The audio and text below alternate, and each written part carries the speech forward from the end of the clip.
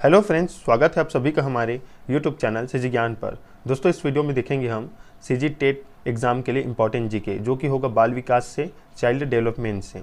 तो चलिए स्टार्ट करते हैं। और ये वीडियो जो होगा वो तीसरा वीडियो है। पहले से 2 वीडियो अपलोड है बाल विकास सामान्य ज्ञान से।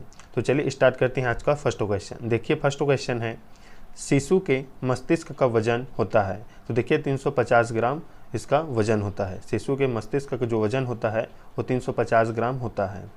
अगला प्रश्न देखिए, वयस्क व्यक्ति के मस्तिष्क का वजन होता है तो लगभग 1400 ग्राम होता है, याद रखिएगा। तीसरा प्रश्न है, 2 बार आने वाले दांतों की संख्या है तो 20। 2 बार आने वाले दांतों की जो कुल संख्या है वो 20 होती है, याद रखिएगा। अगला प्रश्न देखिए, मनुष्य एक सामाजिक प्राणी है, यह कथन किसका है। तो देखिए, यह कथन जो कहा था वो कहा था अरस्तु ने, याद रखिएगा। मनुष्य एक सामाजिक प्राणी है, यह कथन अरस्तु का है। अगला प्रश्न है, बालक में समाजीकरण का प्रारंभ किस अवस्था में होता है। तो देखिए, शैशव अवस्था में हो जाता है। बालक में समाजीकरण का प्रारंभ हो जाता है शैशव अवस्था में, याद रखिएगा और कॉपी में जरूर नोट कीजिएगा। अगला प्रश्न है, बालक का समाजीकरण किस अवस्था में पूर्ण हो जाता है। प्रारंभ होता है शैशव अवस्था में और पूर्ण हो जाता है किशोर अवस्था में, याद रखिएगा। अगला प्रश्न देखिए, बालक की गिरोह की अवस्था किस अवस्था को कहा गया है। तो बाल्य अवस्था को गिरोह की अवस्था कहा गया है, याद रखिएगा। बालक की गिरोह की अवस्था जो है बाल्य अवस्था को कहा गया है। इंपॉर्टेंट प्रश्न ही आपके छत्तीसगढ़ टेट एग्जाम के लिए। अगला प्रश्न है, बालक में नकारात्मक सोच किस अवस्था में उत्पन्न होती है। तो देखिए, किशोर अवस्था में जो है नकारात्मक सोच उत्पन्न होती है। सामाजिक अधिगम का सिद्धांत किसने दिया। तो बंडूरा और वाल्टर ने, याद रखिएगा। सामाजिक अधिगम का जो है सिद्धांत बंडूरा और वाल्टर ने दिया है। अगला प्रश्न है, मनोसामाजिक विकास का सिद्धांत किसने दिया। तो देखिए, मनोसामाजिक विकास का सिद्धांत है इरिक्सन ने दिया है, याद रखिएगा, इरिक्सन ने। अगला प्रश्न है, वर्तमान में विद्यालय जाने की उम्र क्या है। तो 3 वर्ष है, याद रखिएगा। औपचारिक शिक्षा प्रारंभ होने की उम्र है तो 6 वर्ष है। सर्म की अवस्था कहा जाता है तो बाल्य अवस्था को सर्म की अवस्था कहा जाता है। सभी इंपॉर्टेंट प्रश्न हैं, आप जरूर कॉपी में से नोट करते रहिएगा। अगला प्रश्न है, अनुकरण की अवस्था किसे कहा जाता है, मतलब कहा जाता है। तो शैशव अवस्था को ही अनुकरण की अवस्था भी कहा जाता है। स्वप्रेम की भावना किस अवस्था में होती है। तो शैशव अवस्था में स्वप्रेम की भावना उत्पन्न हो जाती है। सामाजिकता को मापने की विधि है तो सोशियोमेट्री, याद रखिएगा। वाइनलैंड सोशियोमेट्री स्केल का निर्माण किसने किया। तो एडलर ने किया। इंपॉर्टेंट प्रश्न है, याद रखिएगा इसे भी। वाइनलैंड सोशियोमेट्री स्केल का निर्माण किसने किया। तो एडलर ने। एक वर्ष में बालक का वजन जन्म के समय का हो जाता है। तो 1 वर्ष में जो बालक का वजन है जन्म के समय का 3 गुना हो जाता है, याद रखिएगा। 6 माह में बालक का वजन जन्म के समय का हो जाता है 2 गुना।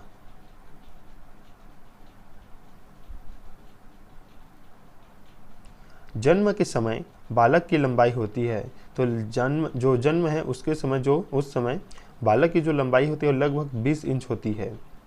बच्चे को सबसे पहले भाषा का ज्ञान कहाँ से होता है। तो अपने परिवार से।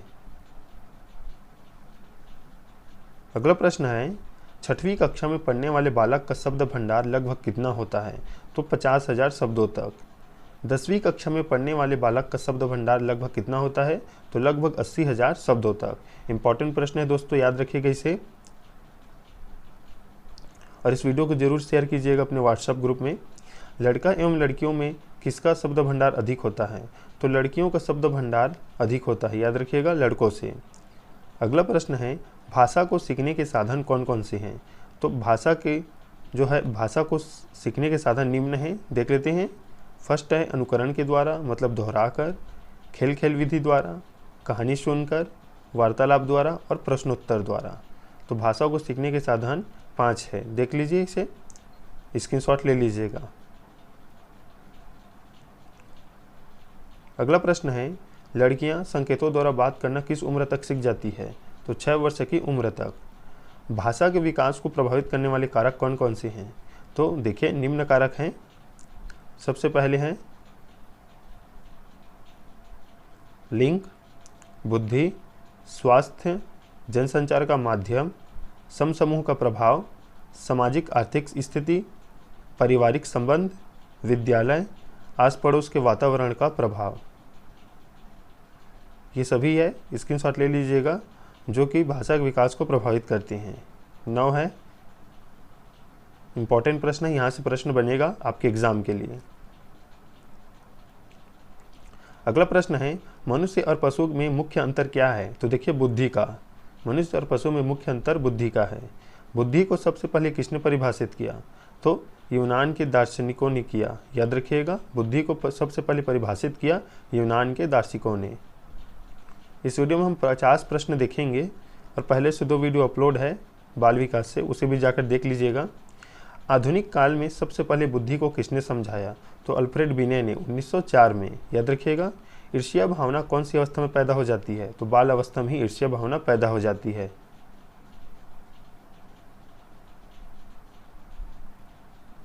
स्वप्रेम, अपनी वस्तुओं से प्रेम की अवस्था कौन सी होती है? तो शैशव अवस्था। सामाजिकता नापने की विधि या स्केल कौन सी है? तो सोशियोमेट्री। याद रखिएगा, जिसे बोला जाता है समाज मिति। अगला प्रश्न देखिए, सोशियोमेट्री स्केल का निर्माण किसने किया? तो डॉक्टर एडलर ने। पहले देख चुके हैं इसे। 35 नंबर प्रश्न है, डॉक्टर एडलर ने कितनी क्रियाओं के आधार पर सामाजिक परिपक्वता को नापा था? तो लगभग 117। ये क्वेश्चन इंपॉर्टेंट है, याद रखिएगा। 117 सामाजिक क्रियाएं बताई जो जन्म से लेकर किशोर अवस्था तक होती है। अगला प्रश्न है, बालक मानव ध्वनि व अन्य ध्वनि में अंतर कब करना सीख जाता है? तो लगभग 1 माह में अपना जो है ध्वनियों में अंतर करना सीख जाता है। अंतर्मुखी व बहिर्मुखी में से सामाजिक विकास किसका अधिक होता है? तो बहिर्मुखी का जो है सामाजिक विकास बहुत ही अधिक होता है। अगला प्रश्न देखिए, इरिक्सन ने अपने मनोसामाजिक सिद्धांत में जीवन काल को कितने अवस्था में बांटा है? तो 8 अवस्थाओं में बांटा है। ये क्वेश्चन इंपॉर्टेंट है, पूछा जाएगा कितने अवस्था में बांटा है इरिक्सन ने मनोसामाजिक सिद्धांत में? तो 8 अवस्था, याद रखिएगा। और यहाँ से और क्वेश्चन बनता है कि मनोसामाजिक सिद्धांत किसने दिया था? तो इरिक्सन ने। याद रखिएगा। देखिए 39 नंबर प्रश्न है, विश्व में पहली बार मनोविज्ञान की प्रयोगशाला किसने, कब और कहाँ स्थापित की थी? तो विलियम वुंट ने की थी 1879 में, वो भी जर्मनी में। याद रखिएगा। अगला प्रश्न है, सामाजिक विघटन की क्रियाएं किसे कहती हैं? तो देखिए तनाव, झगड़ा, लड़ाई, संघर्ष आदि को ही सामाजिक विघटन की क्रियाएं कहा जाता है। शिक्षा में प्रयोजनवाद की विचारधारा का प्रवर्तक कौन था? तो विलियम जेम्स था। प्रयोजनवाद की विचारधारा का प्रवर्तक कौन था? तो विलियम जेम्स था। अगला प्रश्न है, बच्चों के लिए सबसे उत्तम शिक्षक वह है जो स्वयं बालक जैसा हो। यह कथन किसका है? तो मैनकेन ने कहा था। मतलब ये जो कथन है वो मैनकेन का है, और बच्चों के लिए सबसे उत्तम शिक्षक वह है जो स्वयं बालक जैसा हो, ये मैनकेन ने कहा था। ये क्वेश्चन आपके लिए इंपॉर्टेंट रहेगा, क्योंकि आपको बाल विकास में ऐसे ही क्वेश्चन देखने को मिलेगा कि ये कथन किसने कहा था, ये वाला। तो याद रखिएगा, बहुत से ऐसे वैज्ञानिक हैं जिन्होंने बहुत से विचारधाराएं प्रस्तुत की है, तो इसे याद जरूर कीजिएगा और कॉपी में नोट करते रहिएगा। सिद्धांत जो है, सिद्धांत जैसे टॉपिक है कि कौन से वैज्ञानिक ने क्या कहा था, उसे एक कॉपी में अलग से नोट कीजिएगा। शिक्षक आचार संहिता क्या है? तो देखिए शिक्षकों के मानक व्यवहारों की सूचक पुस्तिका को ही शिक्षक आचार संहिता कहा जाता है। अगला प्रश्न है, शिक्षकों की योग्यताओं, प्रयासों एवं उसके व्यवहार का सही मूल्यांकन किसके द्वारा किया जा सकता है? तो उसके छात्रों के द्वारा ही किया जा सकता है। अगला प्रश्न है, छात्रों में वैज्ञानिक दृष्टिकोण उत्पन्न किसके द्वारा किया जा सकता है?